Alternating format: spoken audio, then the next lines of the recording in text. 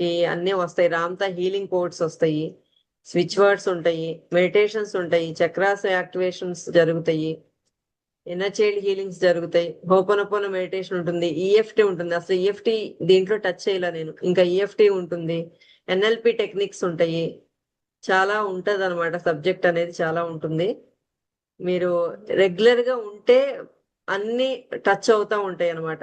నేను ఒక 11 days లోనే మొత్తం సబ్జెక్ట్ నేను కవర్ చేయలేను కదా. 1 year పాటు ఉన్న వాళ్ళకి తెలుస్తుంది. ఇంకా ఈ మంత్ లో కూడా కొత్త కొత్తవి వచ్చినాయి. కావాలంటే వాళ్ళని అడగండి. ఎవ్రీ మంత్ ఏదో ఒక కొత్త టాపిక్ వస్తూనే ఉంటా ఉంది. ఇంట్లో ఇంప్రూవ్మెంట్ చేసుకోవాలి, ప్రతిరోజు చేసుకోవాలి. ప్లస్ ఒకదానికి మించి ఒకటి ఉంటుంది. ఏదైనా 21 days కంటిన్యూగా చేస్తే దాని ఫలితం చాలా పవర్ఫుల్ గా ఉంది అని నేను గమనించాను. చాలా మంది ఇప్పుడు మన ఓపెన్ అపోది 108 times జపమాల తిప్పుతూ చేసుకోమంటారు. అది నేను 40 days చేశాను. అది నాకు మిరాకిల్ అనిపించింది.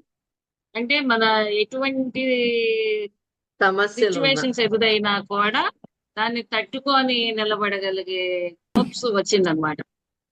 అది గమనించాను అనమాట. చెప్పాను కదా మా మనవడికి పాలు పడి ఇదైనా చెప్పాను కదండి. అది కూడా ఆ సిచ్యువేషన్ లో కూడా నేను భయపడలేదు, బాధపడలేదు. అటువంటిది నాకు అలా అది అది అది గమనించాను అనమాట.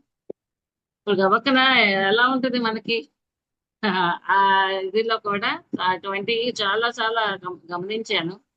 కానీ మధ్య మధ్యలో మనం ఇది సాధన చేస్తుంటాం, మెడిటేషన్ కూడా సాధన చేస్తుంటేనే మనం అలా ఉండగలుగుతాం. లేకపోతే కిందకి పడిపోతా ఉంటాం ఒక్కొక్కసారి. అటువంటి ఏదైనా సాధనలోనే ఉంటుంది అనేది నేను బాగా అర్థమైంది నాకు. ఆ సాధనని బాధ్యతలు ఉంటా ఉంటాయి, వాటిని చేస్తూ ఉండాలి. ఆ వీటిల్లో ఉండాలి, అట్లా 50-50గానే ఉండాలి కదా. మరి ప్రాపంచికంలో ఉండకూడదు, మరి ఆధ్యాత్మికంలో ఉండకూడదు. రెండునే బ్యాలెన్స్ చేసుకుంటూ ఉంటేనే జీవితం అనేది సాఫీగా ఉంటుంది అనేది నాకు బాగా అర్థమైంది. సూపర్, మంచి మెసేజ్ ఇచ్చారు. Thank you.